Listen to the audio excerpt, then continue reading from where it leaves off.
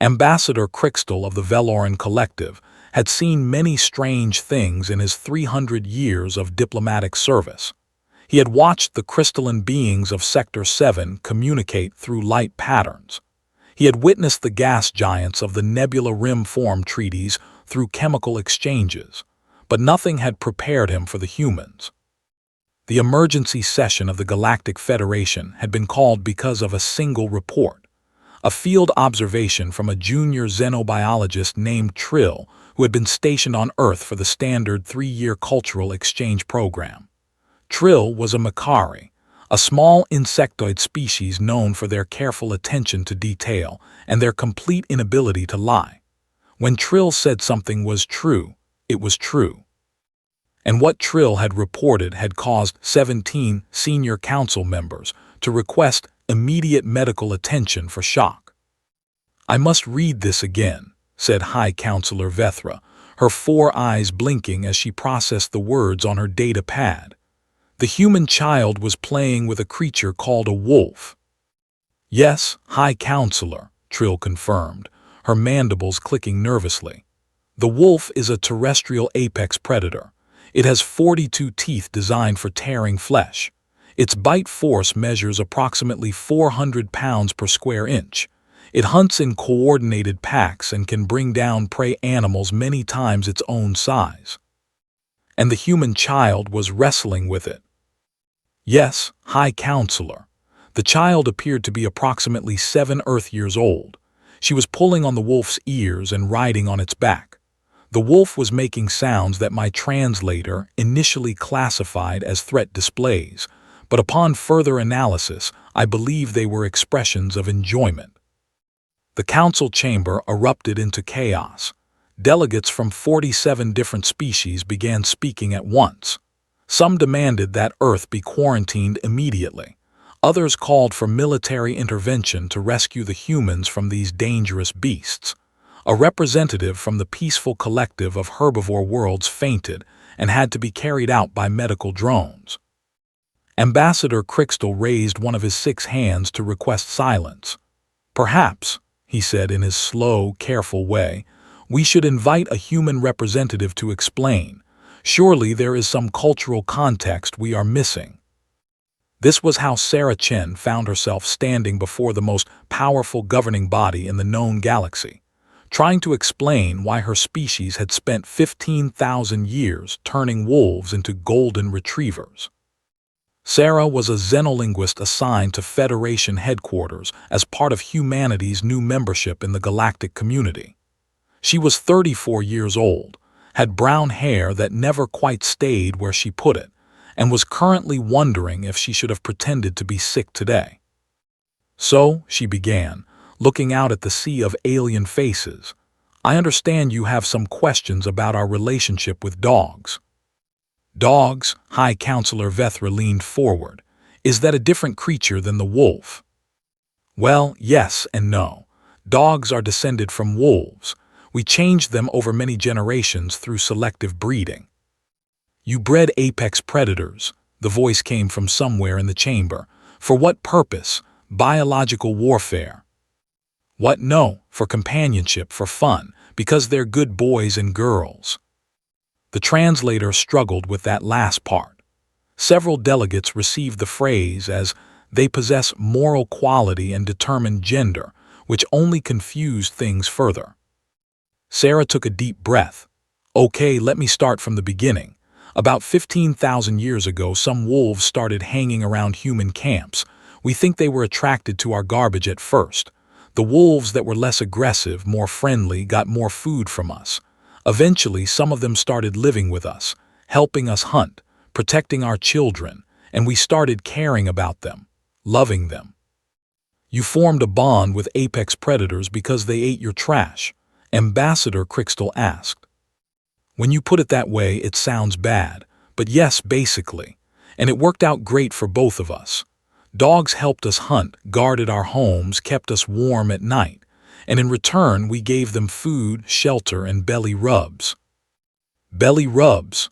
The Macari translator was clicking frantically, trying to find an equivalent concept. "It's when you scratch their stomach. They really like it. Look, I have pictures. Sarah pulled out her personal data device and projected an image onto the chamber's main display screen. It showed a large German shepherd lying on its back, tongue hanging out, while a human hand rubbed its exposed belly.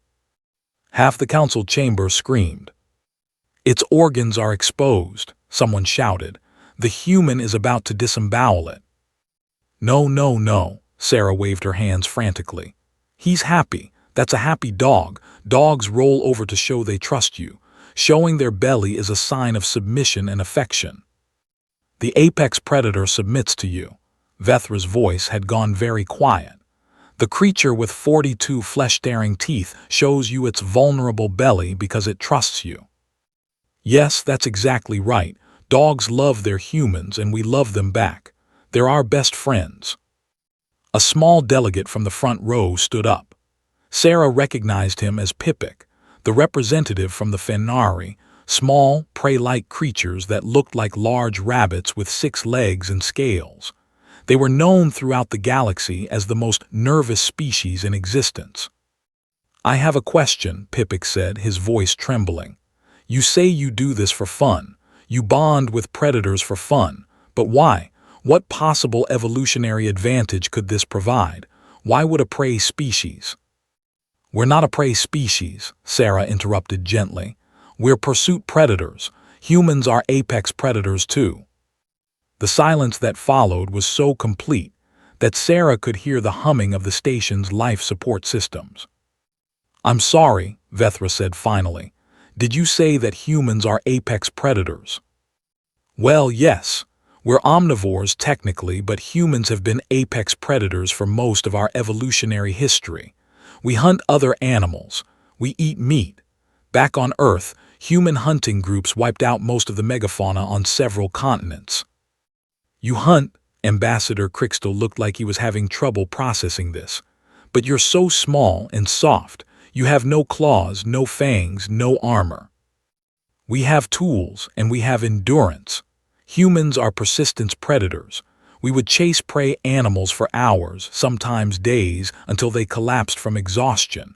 Nothing on Earth could outrun us over long distances." "You hunted creatures to death through endurance." Pipik had sat back down, his 6 legs appearing to have given out. "Yes, and we did it in groups. Humans are pack hunters just like wolves. I think that's part of why we bonded with them so easily. We understood each other. 2 apex predator species that hunt in groups and care for their young and form strong social bonds. We were made for each other." "So when you say that humans bond with apex predators for fun," Vethra said slowly, "what you actually mean is that one apex predator species decided to befriend another apex predator species, and together they became more effective hunters." "I mean, that's one way to look at it, but we also just really like dogs. They're cute. They make us happy. Have you ever seen a puppy?" She pulled up another image, this one of a golden retriever puppy with floppy ears and big brown eyes. "This creature grows into an apex predator," someone asked weakly. "Yes, this one will probably weigh about 70 pounds when fully grown, but he'll still be a good boy." The High Counselor leaned back in her chair. "I think we are going to need more information about Earth. Much more information. Ambassador Chen, please prepare a comprehensive report on human relationships with predator species." "All of them? That might take a while. We've domesticated quite a few." "How many?" Sarah thought about it. "Dogs, cats, ferrets, various birds of prey. Maybe I should just focus on the major ones."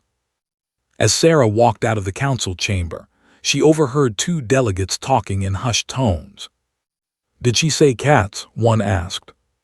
"I believe she did. What is a cat?" "I do not know, but based on today's revelations, I suspect we should be afraid."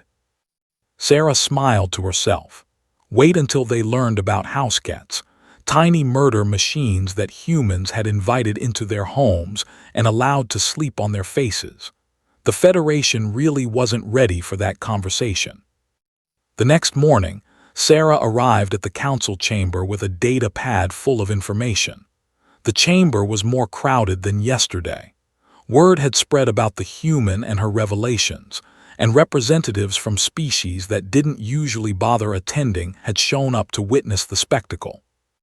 Ambassador Chen, High Counselor Vethra began, "Are you prepared to present your report?" "I am, High Counselor, though I should warn you, some of this information may be surprising." Sarah took her position at the central speaking platform and brought up her first image. It showed a young woman with a large orange cat draped across her lap. "This is a domestic cat," Sarah said. "Humans have lived with cats for approximately 10,000 years." "It looks smaller than the wolf-dog creature," observed Ambassador Crystal. "Is it less dangerous?" "Actually, cats are in some ways more dangerous than dogs. They're ambush predators rather than pursuit predators. They're also much more independent. Dogs were bred to be cooperative. Cats were mostly just tolerated. You let a predator live in your home that you did not breed for obedience. We didn't really domesticate cats. They kind of domesticated themselves. They showed up at our grain stores because mice lived there. We let them stay because they killed the mice for us. Over time, some cats became more tolerant of humans, and some humans became very fond of cats. So your relationship is purely practical. It started that way, but now we keep them because we love them, even though they knock things off tables, even though they wake us up at 4 in the morning demanding food, even though they sometimes bite us for no apparent reason. They bite you. Sometimes. Cat bites can actually be quite dangerous because their teeth are so sharp. The wounds often get infected. And yet you continue to keep them in your homes. Of course, they're family. Sarah pressed on. But I want to talk about something else today. I want to talk about horses. A new image appeared showing a massive horse, its dark coat gleaming, its powerful muscles clearly visible. "Horses are not predators," Sarah said. "They're prey animals, but they're also large, powerful, and potentially very dangerous. A horse can kill a human with a single kick. They weigh between 900 and 2,000 pounds. They can run at speeds up to 55 miles per hour. "And humans ride them?" Pipik asked, his voice barely above a whisper. "Yes, we sit on their backs and direct their movements. We've been doing this for about 6,000 years. Why would a prey animal allow a predator to sit on its back? Because we formed a partnership. Horses carry us. We feed them, shelter them, protect them from other predators. Our relationship with horses is even more remarkable than our relationship with dogs because horses have every reason to fear us. We're predators.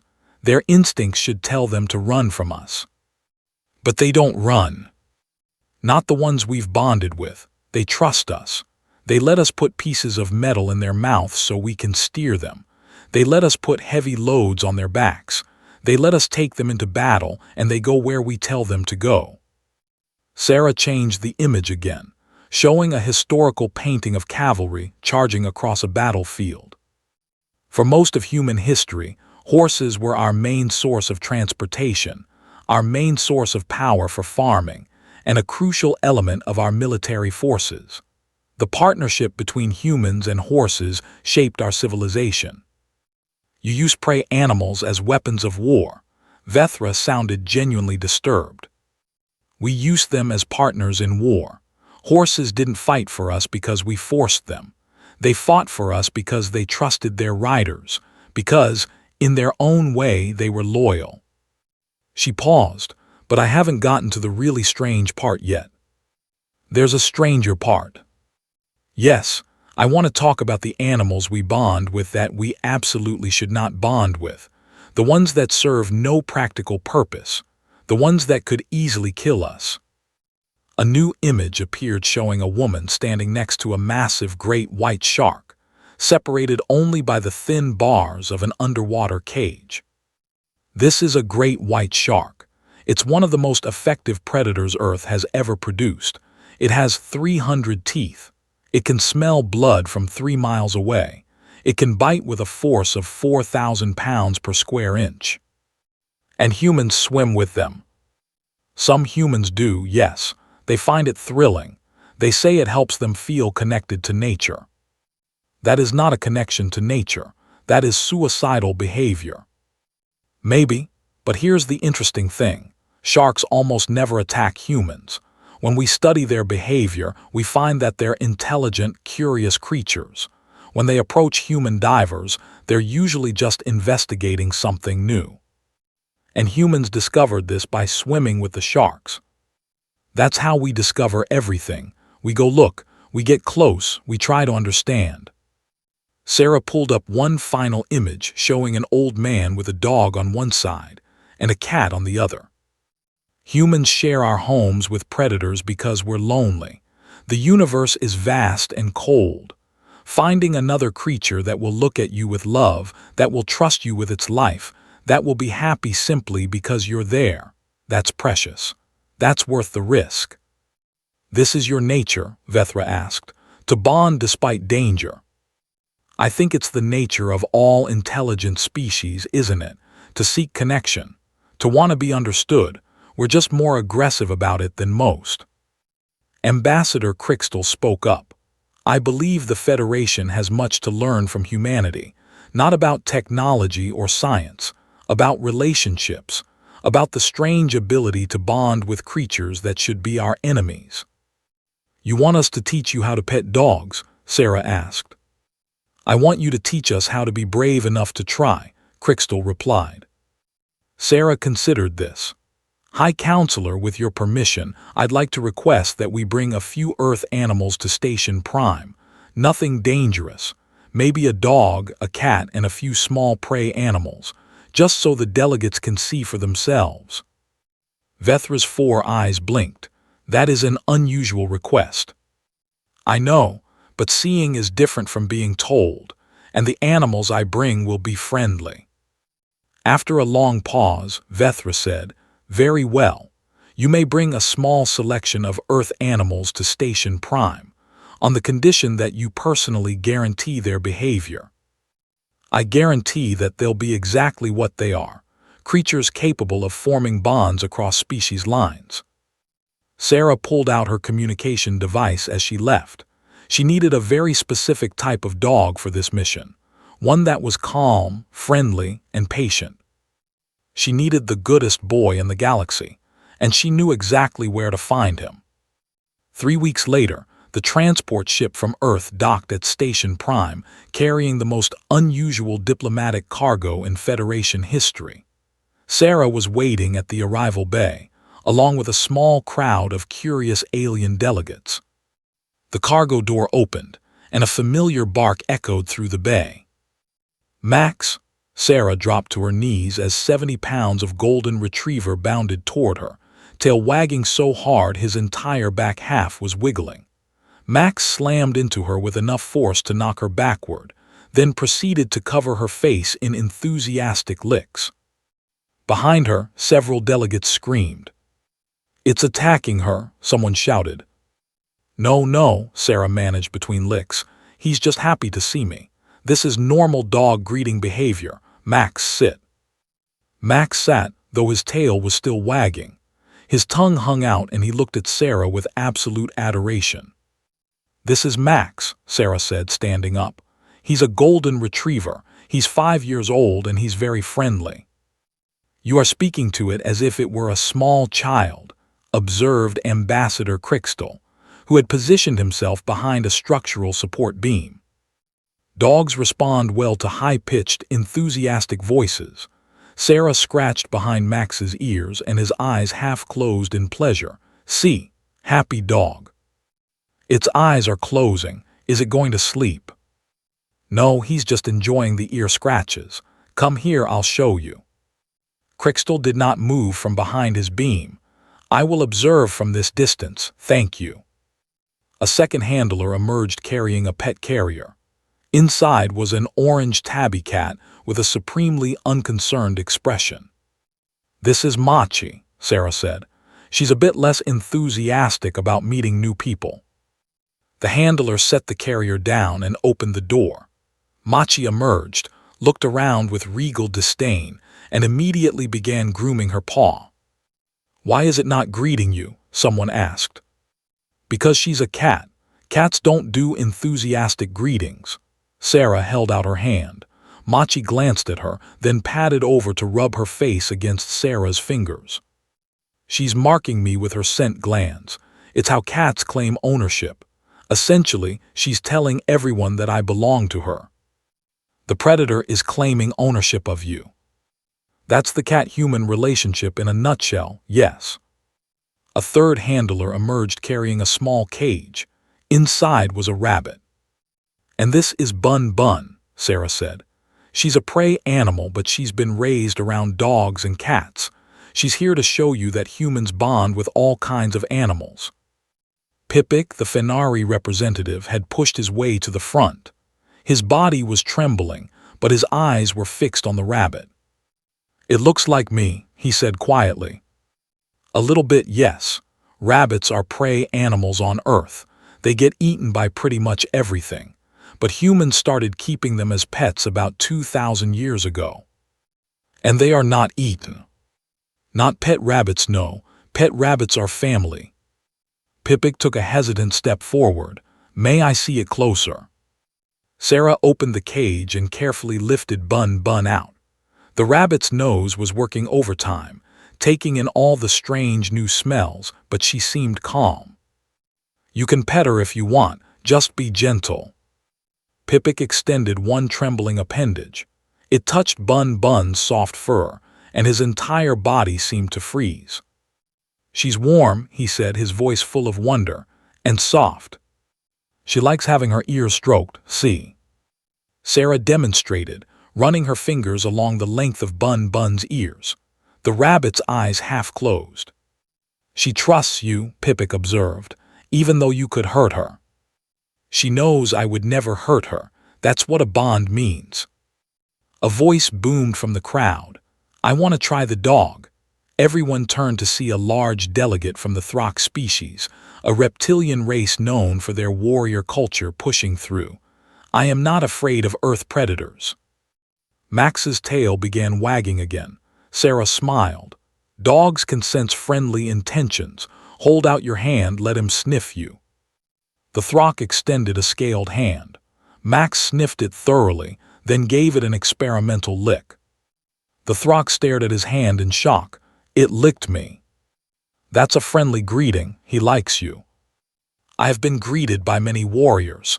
None of them licked me." "Dogs are special that way. Go ahead, you can pet him." The Throck hesitantly placed his hand on Max's head. Max immediately pressed into the touch, his tail wagging harder. "His tail is moving very fast. Is this a threat display?" "No, it means he's happy. Scratch behind his ears." The Throck obliged, and Max's expression shifted into pure bliss. A rumbling sound emerged from the dog's chest. "Is it growling at me?" "No, that's a happy sound. It means he's content." The Throck continued scratching. "I want one of these for my ship." "They're called pets, and I think that could be arranged, but you'd have to learn how to take care of a dog properly. I am capable of providing for a creature under my command." "It's not really about command. Dogs respond to love and consistency, not dominance. You have to earn their trust." "How do I earn trust?" "By being trustworthy, by being there for them, by showing them that you care." The Throck considered this. Then, incredibly, he laughed. It was a harsh, barking sound, but unmistakably a laugh. "I like you, human. You speak truth without fear. I will learn your ways of pet keeping."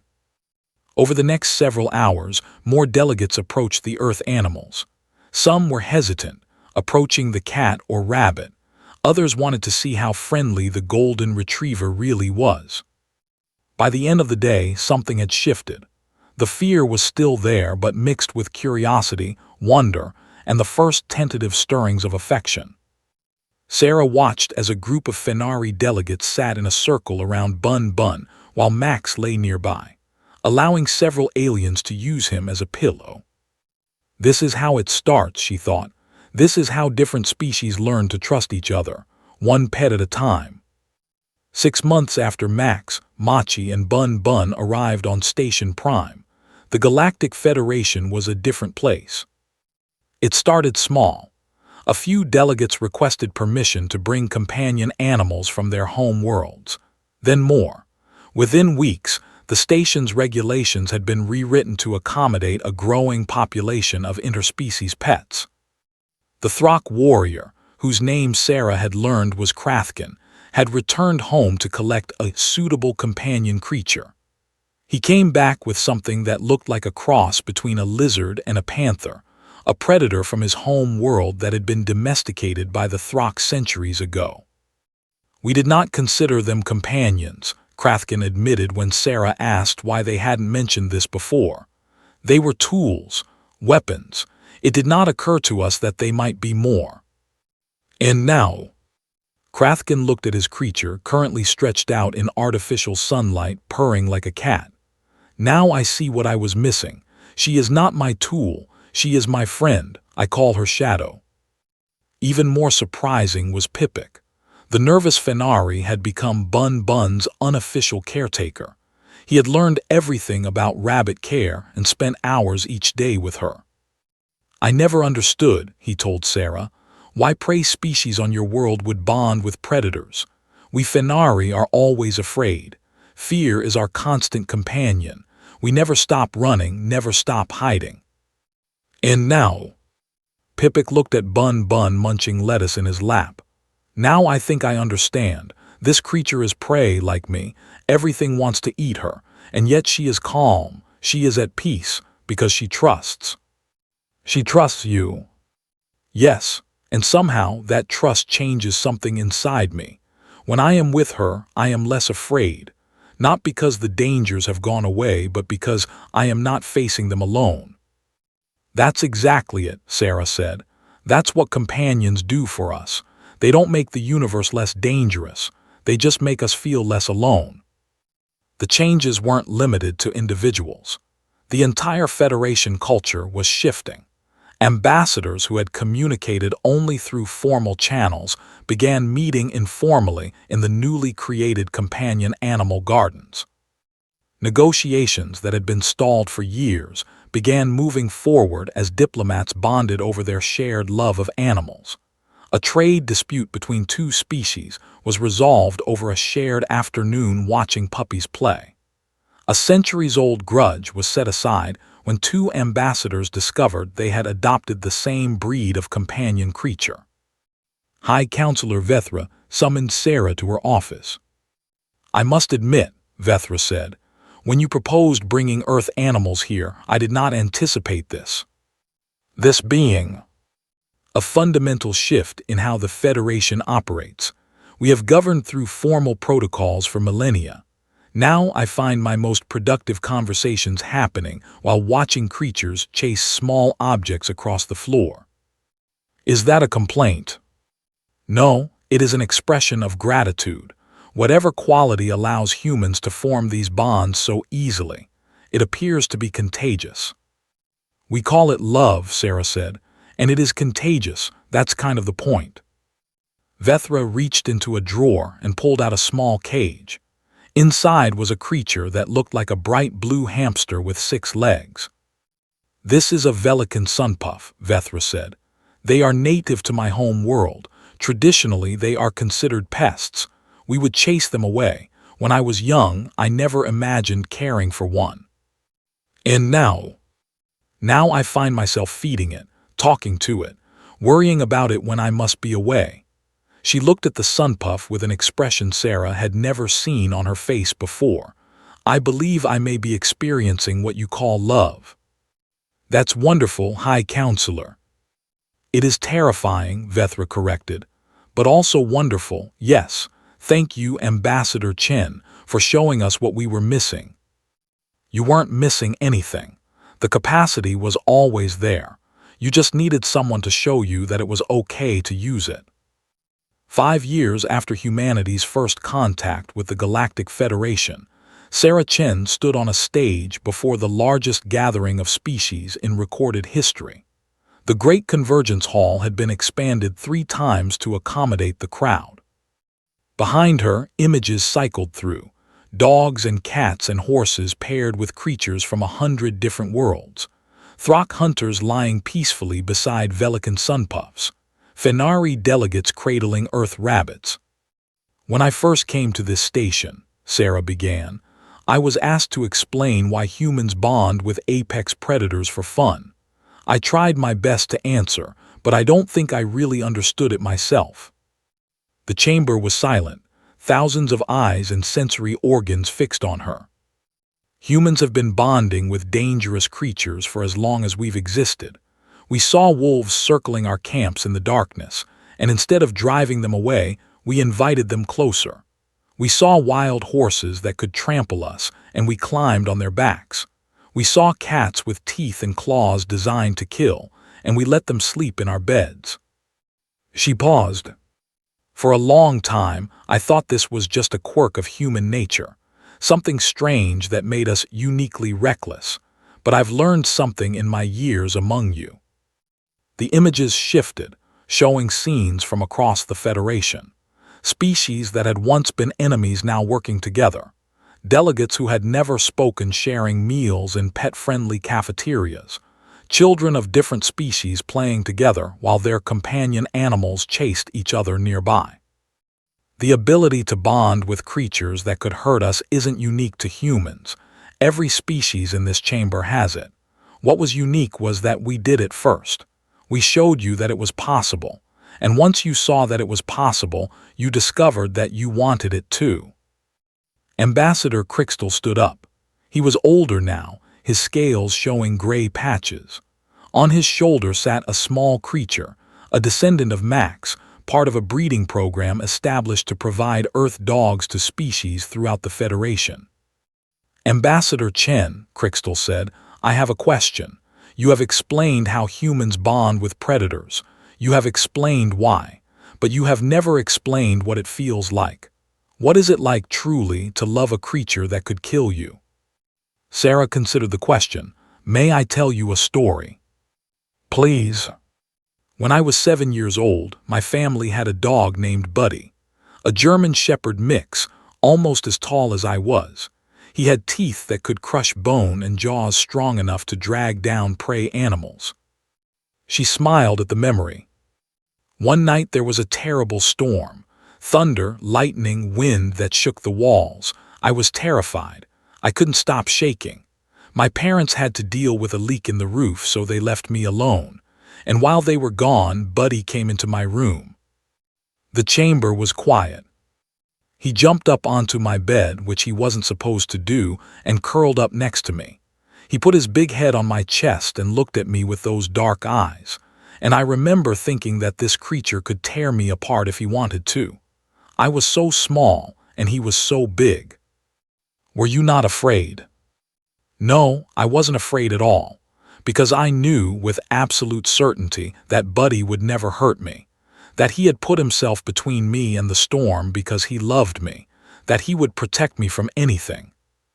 That's what it feels like to love a creature that could kill you. It feels like safety, like trust, like knowing that there is someone in the universe who will always be on your side. It doesn't matter that they have teeth or claws. What matters is that they've chosen to use that strength to protect you instead of hurt you. High Counselor Vethra rose from her seat. Ambassador Chen, on behalf of the Galactic Federation, I would like to present you with something. A delegate approached with a small box.